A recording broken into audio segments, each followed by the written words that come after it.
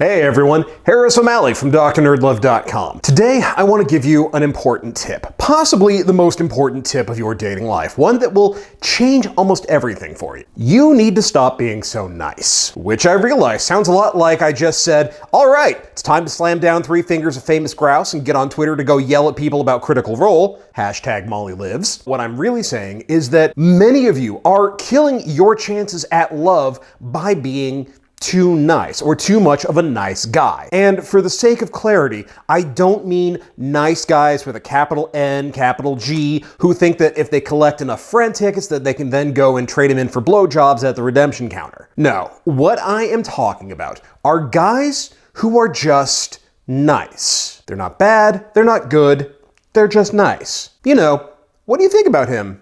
Well, he's nice. The guy who heard women say, I wish I could find a nice guy like you, and decided that this was how they were gonna get laid. The guys who are so nice, so conscientious that, frankly, they wouldn't make a sound lest their grunts of pain coming from under other people's feet cause the people walking all over them the slightest inconvenience. This is something of an evergreen topic, one that we've covered before, because it comes up in many, many different ways. For example, the supposed divide between chads and incels is just a mutated version of the meme that women dig assholes, an idea that people throw around like gospel with even less evidence. Too many guys will hear women say, oh, I wish I could find a nice guy, and they think to themselves, well, what about me? I'm nice.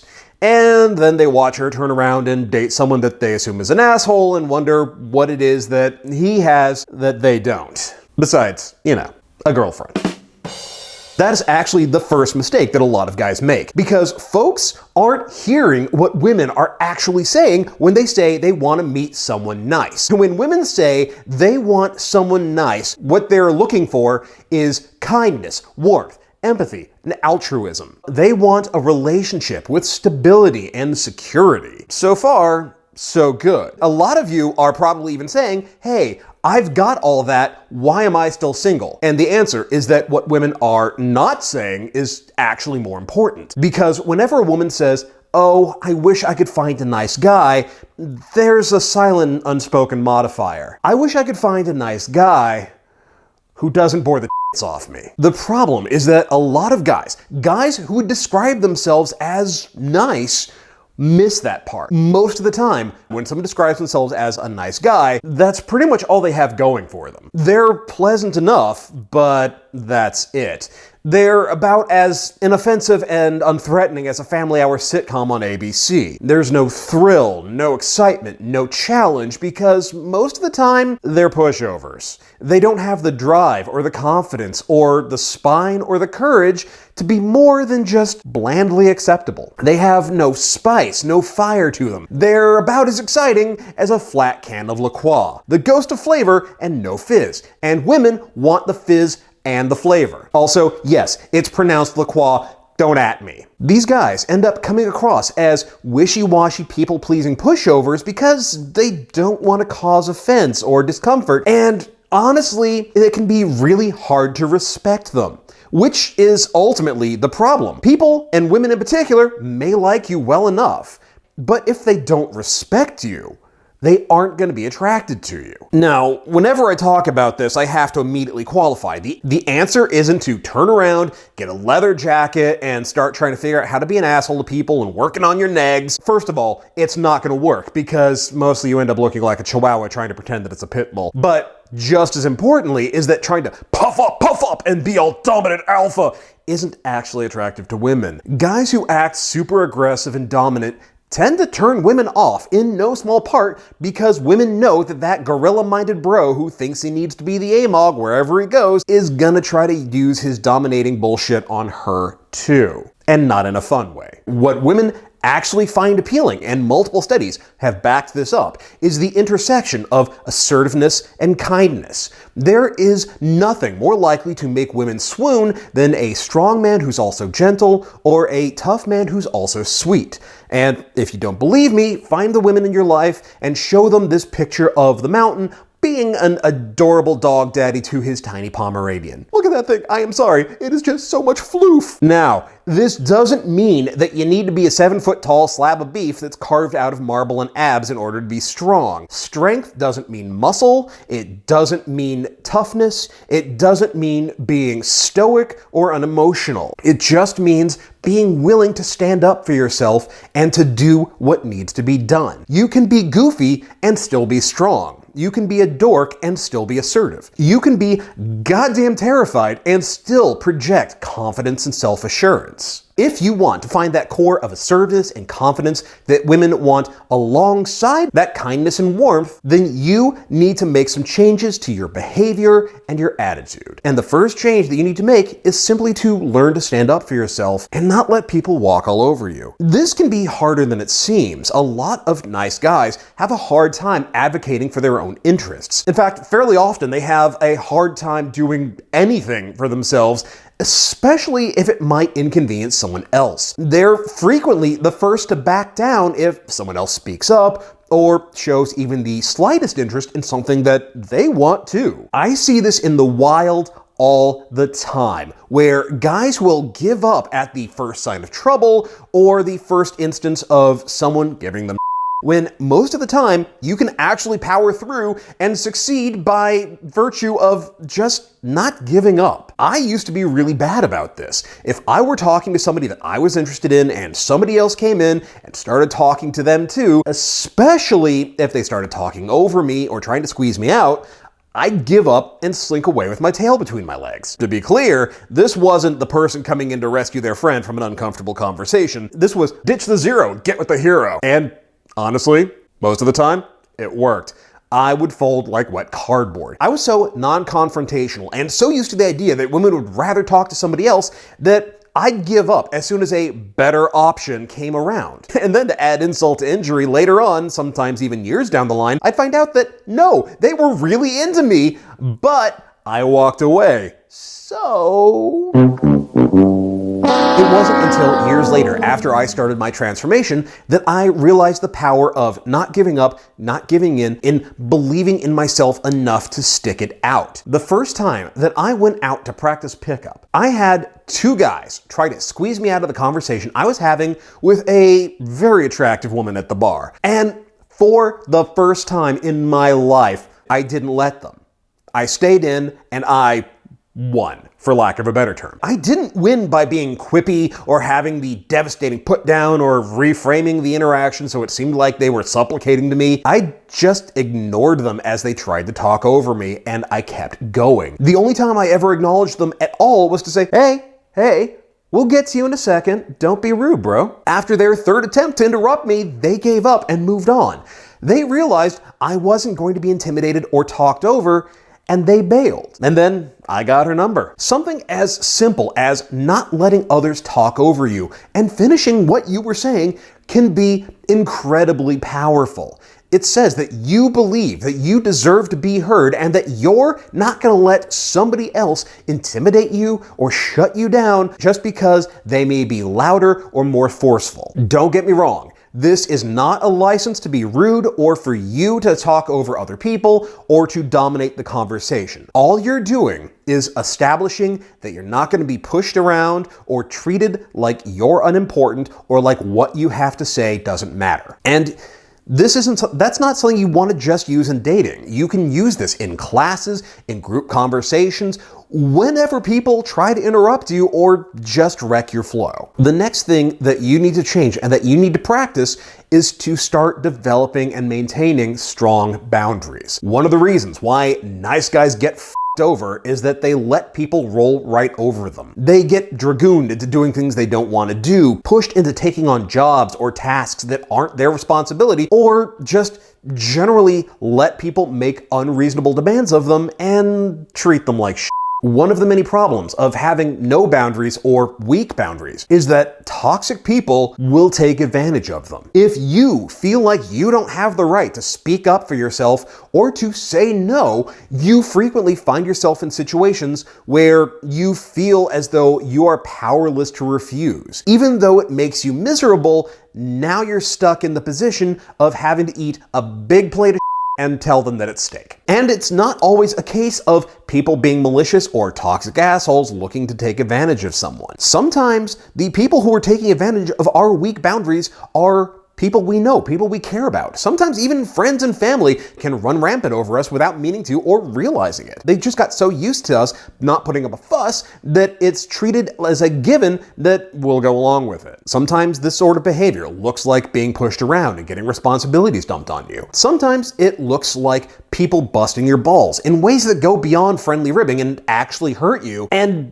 you just let it happen because what can you do about it? But all of these are the result of having poor boundaries. A lot of nice guys are afraid to say no or to stand up for themselves because, well, that wouldn't be nice. They'd rather inconvenience themselves or accept being miserable than be seen as being rude because really, are their needs and wants so important? Well, yeah. Yeah, they are. And you have to be the person to stand up and say no or to push back when people treat you badly. This is hard to do when you're standing up to people that you don't like. It's even harder to say no to friends or family, or for that matter, people that you're attracted to. But in a very real way, standing up to family, friends, or potential lovers can be even more important than being able to stand up to the strangers or assholes in your life. Establishing boundaries means being willing to stand strong even in the face of disapproval and to accept whatever consequences may come your way because you refused. You have to be willing to have the strength of your convictions and accept that other people often won't like it when you establish your boundaries and will try to make you feel bad about it. It can feel like you're being rude or stubborn. People will try to change your mind by telling you that you're being unreasonable. They'll appeal to your sense of fairness or your sense of guilt, or they'll ask you, come on, be nice. But that strength and assertiveness that women find appealing doesn't only apply when it's convenient or easy for you. If it is something important or important to you, then you are better off breaking the social contract and learning how to say no without explanation or rationalization. Remember, no is a complete sentence. The next thing you need to do is get comfortable with being uncomfortable. This comes up in a lot of ways, but one of the most common is in how you relate to the people you're attracted to. One of the problems that a lot of overly nice guys have is that they don't have any faith in themselves or the connections they build with other people. That's part of why they're so nice. They're hoping that by pleasing others, they'll make people feel so good that they can't help but like them. And in fairness, that can be a solid plan. We've talked about the reward theory of attraction on here many, many times, but it doesn't work if those good feelings aren't paired with respect for you. And one of the easiest ways to lose that respect is through needy behavior. If you constantly need validation and attention from people, especially from people you're attracted to, they're gonna lose respect for you. For example, take guys who aren't comfortable with silence. A lot of nice guys who are trying to win over somebody that they're into will flood that person with attention. They're always trying to start conversations on social media, pinging them on Facebook, hitting them up on Instagram and Twitter, sending them texts. In their mind, they're simply just trying to keep the conversation going and keep the other person entertained. What they're actually doing is seeking reassurance. They don't have faith in how the other person feels about them, so they're putting on a performance. They're being a dancing monkey in hopes of keeping that person's attention and their approval. As long as they keep dancing and the other person keeps responding, it means that that other person still likes them, and all is well. They take silence as a signal that something's wrong, that the other person is upset, or they're losing interest. So when the nice guy doesn't get a response or they get radio silence for a while, often for reasons that have nothing to do with them, that's when they'll double down and send even more stuff in hopes of prompting a response. The discomfort from not hearing back from the person they're into gets under their skin. It makes them perform even harder in hopes of winning their approval back. The problem with this is that this is profoundly needy behavior, which isn't just unattractive, it also undermines the respect that people need for attraction. You're asking for reassurance that everything is okay to a level that isn't desirable or appropriate, especially from someone you're not actually in a relationship with. That is the literal opposite of the confidence and assertiveness that women like to see in a prospective partner. Getting comfortable with discomfort, having the confidence to just let that silence be, is vital.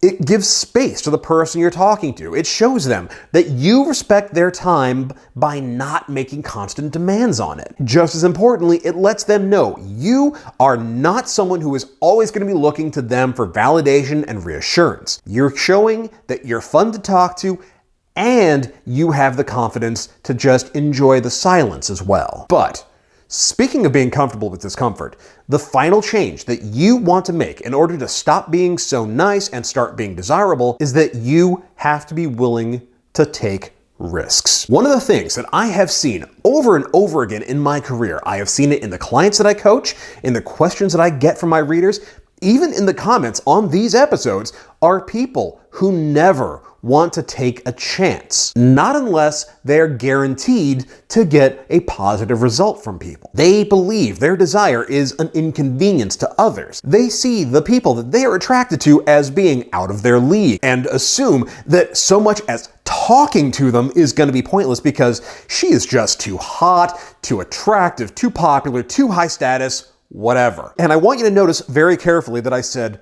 assume, because this is all based on their own beliefs about that other person. Beliefs that frequently have no basis in fact. Since those guys have already decided that they're going to get rejected, they're not going to bother even trying. Why put in the slightest bit of effort if it's just going to end in heartache? So they do nothing. And the problem with this is that emotional states follow their own laws of physics. Objects at rest tend to stay at rest, and so do people. If you choose to do nothing and never take a chance over something as ultimately minor as asking a woman out on a date, that's going to continue to grow and spread into other areas of your life too. This is why you have to have the courage to dare to fail. The more that you are willing to be bold in your everyday life, whether it's speaking up at work, asking what may be a stupid question but you still need an answer to, or just starting a conversation with someone, particularly someone you're attracted to, the easier it becomes to take those chances